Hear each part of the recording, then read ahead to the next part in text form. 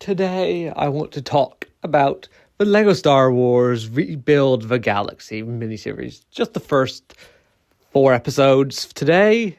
I'll be talking about the next 4 episodes very shortly. Probably early February that video will drop. This one obviously dropping late January. Don't record them one after the other. And then work on making my mall video. Before we get to dive way into the details, there's a few things I want to just talk about as like general aspects that can't really fit in properly elsewhere. The first is that the minifigures in the show do have actual little wear and tear on them, which is a neat little detail that you wouldn't necessarily expect them to do, but it just adds a sense of these are actual minifigures that someone has been playing with in their real life, and they've grown up with this alternate galaxy. Another thing is, at the start of each episode, as they're rotating through all the faces, Servo shows up at the end of the list and does some noises, and that evolves as he changes throughout the show and becomes different. Now onto the show proper. It starts with a brief little recap of the Star Wars as we know it, going all the way from Qui-Gon finding Anakin to the defeat of the Empire, and then a cheeky little jabs at the sequel trilogy. One of my favourite little bits of this thing is, as Anakin's becoming Darth Vader, he first loses his arm, then loses his legs, much like he does in the films, although much quicker in this than he does in the films. Of course, this has been described to us by the main character Sig, who then goes on to say, well, next time I could tell you about Thrawn, or we could flip through the pages of the Book of Boba Fett, which, yeah, those are definitely things that people care about, especially Book of Boba Fett. Then, of course, it's revealed that they are scruffy little nerf herders, or what's the term he used for them? I don't remember. But Sig had a more kind term than nerf herder, of a nerf farmer? I don't remember. Nerf something to describe them. And they go off he goes off with his brother Dev looking for the nerfs, which Dev definitely didn't lose somewhere. And on the journey, he mentions that he wants to pet an Ewok, which is definitely creepy, or weird, whatever term he said it definitely is not. They're sentient beings. You do not pet sentient beings. Like, just no. Don't do that. And during this little section, we learned that Sig is, of course, all about history, all about knowing the past and living within the past. He loves what has happened. He doesn't try and change things. He doesn't try and live in the world as it currently is. He's a chronicler. He likes to know what the past is like, and he lives too much with the past, which is, of course, what he will mainly go throughout the show, is learning not to be that way and to live more in the moment. Meanwhile, Dev, we see, is much more brash, and I'm going to take it, and I'm going to take the world and do what I must to be successful with it, and take over and be in charge and powerful and do stuff new and my way. This is exemplified especially in the scene where they do eventually reach up to the nerfs, and Sig is trying to use the old farming stick thing to herd the nerfs around, and then Dev says, why are you using that slow thing? Use the much better, faster, cool new tech, as he spins around in their speeder and catches them all together. But then, of course, he then tries to use his stove reason they're in this place, because he tried to use his new fancy shortcuts to get around the place, which didn't work. But, of course, Sig's stick is also useful because it can catch the lightning storms of whatever the planet's called, I forget. We've also met in this little section Yessie, very briefly. She's a rebel at heart. She wants to be doing stuff, being important, rebelling against the authority of, well, at this point, the New Republic. Although, in the alternate world, of course, she's rebelling against the Empire, not the New Republic, which is a much better thing to rebel against, at least in my opinion. They then go off to catch up with Lug, the missing nerf. Something I don't quite remember why they go out again at night, but they do. And on their way, Dev says, "Come conquer the galaxy with me. I don't know what I would do without you," which is a little bit of foreshadowing. Just a bit of subtle stuff. No, nothing too obvious there. As they go out searching for Lug, they eventually, of course, catch up with Lug and then take another shortcut, which it leaves them lost after they fell down off a cliff. But they find a Jedi temple, which, as we'll find out in a moment, is the Force Builder temple, where the keystone brick, or whatever it's called, is laid that holds the entire galaxy together. And after a fight between Sig and Dev about how Sig never does anything himself and just always lives in the past, Sig pulls the keystone brick out and the temple starts collapsing. Dev barely manages to escape, but Sig, Servo, and the mysterious Jedi who was already in temple all stay trapped within the temple, and we will see them, well, in an alternate reality. Of course, reality starts spinning. We see everything change in ways that do not make any sense with either the rest of this season or the next season. I don't really know why they chose to do that. It just feels like a bit of trailer bait. There's a lot of trailer bait in this show. And especially, there's also a lot of, "Ooh, I bet you didn't expect this to be different." And the occasional sprinkling of, "Ooh, I expected you to think this would be different, didn't you?" But that mainly comes up in the later parts of the series, of course. Whereas this one just felt much more like, "Oh, the Empire went to Hoth with 8080s. Well, you see now, it's the Rebels going to Hoth, which is fiery, with 8080s. They're Rebel painted," which doesn't really add up. And there's other similar examples I think equally don't add up. It just doesn't fit cleanly. It also doesn't super fit cleanly with what we learn about Jedi Bob's galaxy, now that I think about it. Because Jedi Bob's galaxy doesn't feel like it suffered a massive inversion from our galaxy for the brief snippets we get of it in this season. And we don't really get anything of it in the next season. But anyways, once the galaxy has been rebuilt, Sig, of course, leaves the temple, where he gets an ambush by clone troopers. But this is in the sequel trilogy, or post-sequels, actually. What are they doing here? Wait, why are they Akbars? This doesn't make any sense. Well, of course, the galaxy has changed.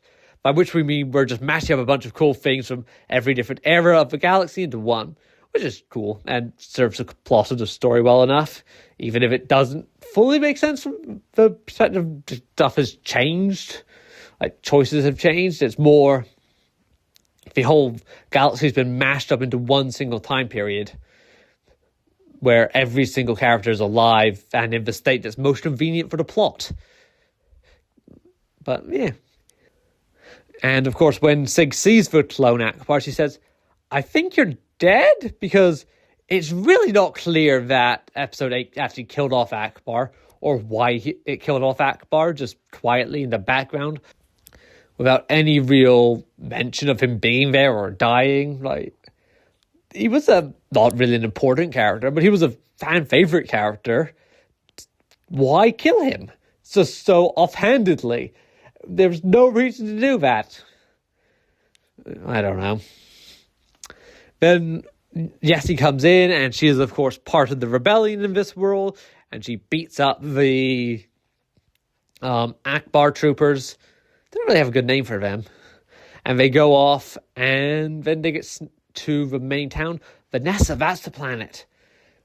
They find the port of Vanessa, and they get all caught up as they see some Akbar troopers marching down menacingly with Dev, quote-unquote, captured in there.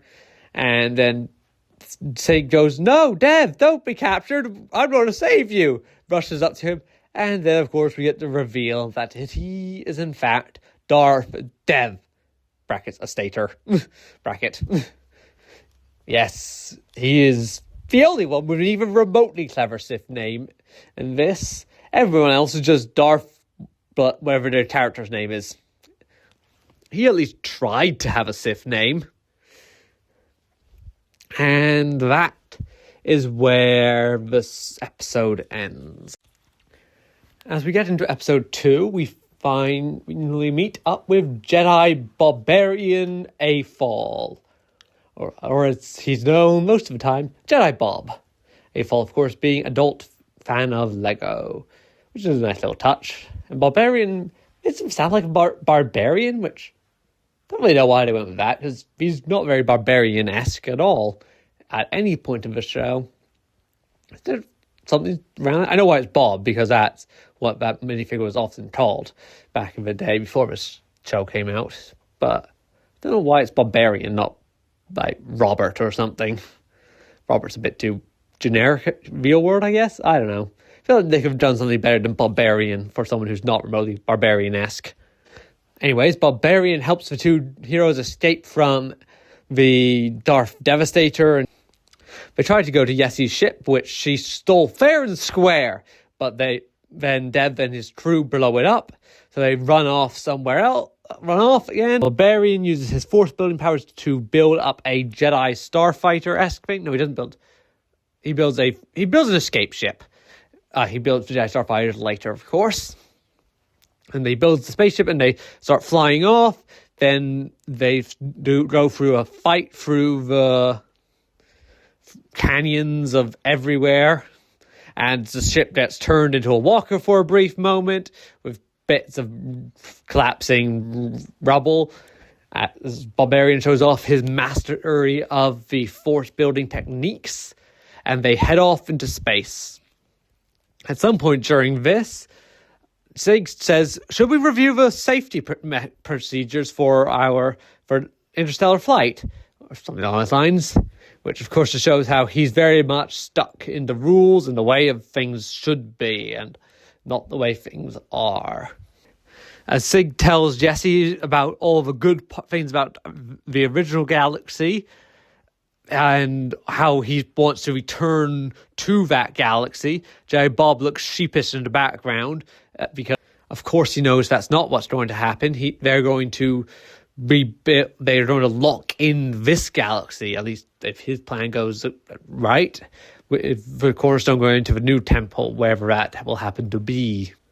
But then Barbarian tells the story of the Force Breakers versus the Force Builders. Sith Breakers versus Force Builders, and how eventually Barbarian tore out the brick thinking he could control the power that it presided over. But of course he was wrong. But he eventually realized that and plugged it into the new temple on Vanessa, which is where this galaxy we know and love comes from. But in Lego, of course. Then they go into the back as Barbarian wants to teach Sig how to build with the Force and use his Force building powers. His first lesson is trying to teach him to improve servo with all the stuff they have lying around the ship. To which Sig says, "Servo's great, they don't make them like they used to." To which Barbarian replies, "He barely holds a charge." Which shows how Sig is so into the old of the galaxy, not what's new and current and actually good necessarily. Then, of course, once he does rebuild Servo, I think he planned to just boost up his power or something. He actually gave him a speaker, and apparently Servo is British. Which, yay, little talking droid. Then, as they're flying through space, they get ambushed by Ewok bounty hunters. To which Sig follows up on his joke from earlier about, it says, "And to think I wanted to pet one."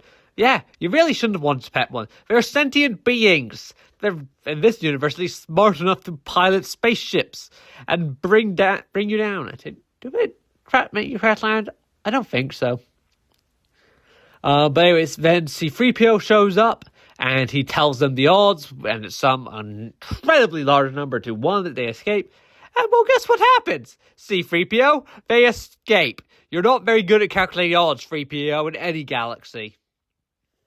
Then they land at the Tatooine Mos Eisley Marina, because Tatooine is now actually kind of like a real Earth world with oceans and non-ocean parts everywhere. So it looks quite nice in this world. And we see Luke and Anakin's racing pod racer, at least something very similar to it, going up against Max Rebo in something that I think looks awfully like Sebulba's pod racer as well. And Luke, of course, cheats by using the Force to take out Max Rebo as he takes the win, because apparently nobody can beat out Luke in a race. Definitely. Also, what's something interesting about Luke's design in this, I don't think it's ever taught on, even in Pieces of the Past, is he's got the little wood carving necklace thing that Padme was given by Anakin in episode 1. And was on her corpse at the end of episode 3 as well. And I'm sure it appears a few other times in the films. I don't really know why, but yeah. I don't know how he got that. And then they try and convince Luke to join them in rebuilding their old galaxy. And Luke points out his life kind of sucks in the films. His dad dies, his mother's dead before he's born. His nephew turns evil and tries to kill him and kills all of his apprentices. And then he just overexerts himself and dies. Meanwhile, in this world, he's doing quite well for himself. He's a minor celebrity who's got a lot of money and is just overall quite good. At some point in this little scene as well, Barbarian gives one of the best descriptions of the dark side of the Force in anything, and the light side as well. The dark side is loud and obvious, like a big mean Gamorrean kicking you in the head over and over. The light side of the Force is just a whisper in the back of your mind, which I think almost perfectly describes the Force. Why is the best description of the Force just thrown away in a Lego animated show that most people probably don't even know exists? I don't get it. But yeah, it's a thing, and I like it. Good job, Build the Galaxy. That is a big point in your favor. Then, of course, we see Jesse talking with Maul, who describes his name as, it's like Paul with an M. Which, yes, great. I love Maul, as you will soon see. And especially, this version of Maul, he's a very different character in most ways, but he's still Maul. He still feels like Maul, which is really great as well. Then they go, Sega thinks, oh no, Maul, he's evil. Clearly not realizing that everything in this galaxy is just inverted from his original galaxy, which you really think he would have picked up on by now. But he still hasn't picked up on that by the end of the episode, it feels. Then they go outside and Darth Rey descends. Does she descend from the... No, she doesn't descend from the Dark Falcon. That shows up later. But she appears, and they have a fight. She's got her cool lightsaber from that one brief vision, The Rise of Skywalker, that never went anywhere and was completely pointless. Good job, Rise of Skywalker. You're doing something. You have one cool lightsaber, and nothing else going for you. Actually, that's not true. You have a few other cool scenes. Nothing actually good and proper, but, you got some cool scenes, ignoring the context around them. And Jerry Bob then fights her off, but he really sucks with a lightsaber. But he's good at distracting her with clever banter as Sig builds a cage around Rey and traps her there.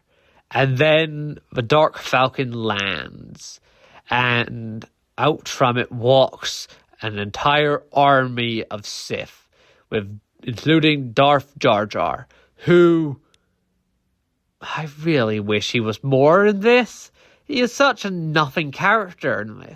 For the hype they gave him in the trailers and even in the show, he just goes out like a punk in a moment. I just don't know why. Then Darth Dev reveals himself and that he wants to control the galaxy and break it into just what his perfect order is, which is a very Sith goal of him. On to episode 3 of the series, as we see the heroes running away from a Dark Falcon. And they escape down into the sewers or something very similar, where they encounter Darth Jar Jar, who, as he says, has always been the Phantom Menace. But Jedi Bob's response to that is, of course, that he's ridiculous, and a ridiculous idea. Why would there ever be a Darth Jar Jar? Which I think really shows two different sides of everything. They then manage to sneak away through the sewers after defeating Darth Jar Jar and escape on what looks to be a spaceship version of Luke's speeder from A New Hope, which I think is a neat little twist on what happens there, where Luke sells his speeder so that they can leave Tatooine, but in the alternate reality, they're leaving Tatooine on Luke's speeder, which is just neat. And I like that. They go off to find the Jedi, which are filled with a bunch of evil characters for the most part. Are they all evil characters? I don't think they're quite all evil characters, but certainly most evil characters. We've got Darth Vader, we've got Palpatine, we've got Jabba, I think we have IG-88, or at least some IG droid. And Sig tries to convince them to strike back against the Empire. But then they eventually agree to. Han Solo shows up with Greedo. Of course, in this world, Leia is still a rebel general, apparently. Okay, sure. But she's into Greedo, not into Han in this world, which is a little twist. They fly off to Dagobah, and with the Jedi Council supposedly right behind them in their Sandcrawler AT-AT, but they've been sabotaged. And the Sandcrawler AT-AT thing has incredibly limited power. Wait, no, that's not what Palpatine's supposed to say. That's not what he says in this. He says we're supposed to have unlimited power. I feel like they should have done the twist on it a bit more, but whatever. It still works. And Sig is very excited to return to his galaxy as they go into the new Force Temple, while Yessi, Han, and Greedo go off to look at the rebels who've been captured there, who are a weird mix of characters. You've got some Jedi, but you also have General Grievous in there for some reason. And then as Sig is about to plug in the brick, Bob finally tells him the truth, that putting the cornerstone brick into this new temple will not allow him to return to his original galaxy. It will lock in this one in whatever form it currently is at. And Sig gets mad at him for that, fairly reasonably so. But, oh well. Darth Dev, of course, then descends, and Sig gives him the cornerstone brick in order to save Jedi Bob. But not Servo, because Servo got blasted by some lightning. And Bob also revealed that he's from a much simpler galaxy with a square aspect ratio and several older looking background sets to everything, which is really neat because it invokes the idea of the era of Lego sets that Jedi Bob is from, being from one of the original 2002, I assume it was 2002, Jedi gunship sets set on Geonosis in an Attack of the Clones. But the rescue team of trying to help the rebels gets captured. Why? Because, well, of course, Han is a traitor because he wanted to be with Leia and Leia didn't want to be with him. And apparently Han's an incel because when he doesn't get the girl, he must tear down everything that she cares about and be evil. And so, yeah, that's where this episode ends. In summary, Servo is dead, some of the heroes are captured, Jedi Bob's taken out of action, and Sig has joined up with Darth Dev to rebuild the galaxy. Everything's going great. Wait a minute, no it's not. On to episode 4 now, where Sig gets taken up to the separator, which looks vaguely like a brick separator from Lego, of course. And they go off to Vanessa in order to transform it into the original galaxy's Vanessa, at which Dev forces Sig to partake in the reforming of it using the cornerstone brick. Is it called cornerstone brick? I've been calling it the cornerstone brick. I don't know if that's actually what it's called.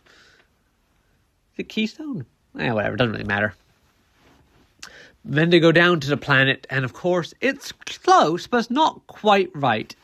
For example, Lug is responsive and helpful and listens when Sig calls him over, which the real Lug would not do, as we saw in the opening sections. Then the Sith army shows up, and behind them, and goes, "We're tired of you, Darth Dev. You are useless and worthless, and we're going to take you out," except they can't. Darth Dev beats them all back in a fairly good lightsaber fight, actually, in my opinion. You don't expect that out of Lego, because especially when the Legos tried to match what actual Lego can do for the most part, you don't really get many epic lightsaber fights out of that. But no, it was quite a good lightsaber fight, in my opinion, and used some cool force powers. Dev has his signature move of, I do make a lightning circle around me, and he uses that a couple times as well, which is good. And then they go back into, they get chased down, and Sig gets saved by Barbarian, who's now in his Jedi Starfighter, and jumps off a cliff into a new Jedi Starfighter. And they fly back up to the space to try and take back the cornerstone brick, but Dev gets there first and starts creating a destruction beam, which he makes because the Jedi forces manage to make their ship go, and they show up, and all is good, and they're beating back this Empire. They even have some Ewok bounty hunter assistants helped out by 3PO bounty hunter, and everything's going well. Then, of course, the destruction beam I mentioned earlier shows up and takes them down. But then Yessie comes in on her Dark Falcon, having escaped from the prison camp where she was on Dathomir. Did I mention that was Dathomir? It was Dathomir where the Jedi Temple is. And they take out the destruction beam with the laser on the Dark Falcon, saving the day. And then, but on the inside, Dev and Sig have a conversation. Sig almost convinces Dev that he can be good, but Dev still goes, "No, I can't be. I need to control. You might have had a good life, but I didn't, and I want some good things to happen to me." And he blasts the destruction beam I mentioned earlier. I'm telling this a bit out of order, but yeah. Then they fight some more, jumping around in floaty space on floating platforms that they keep making and falling apart. As then eventually the good guys get the cornerstone brick out of the ship, out of the destruction beam thing, and they save the day. Dev runs off, potentially being good in the future, but not quite yet. Opening the galaxy for future stories. They go back to the Force Builder Temple. They plant the cornerstone brick into the temple, so this galaxy is now locked in and secure.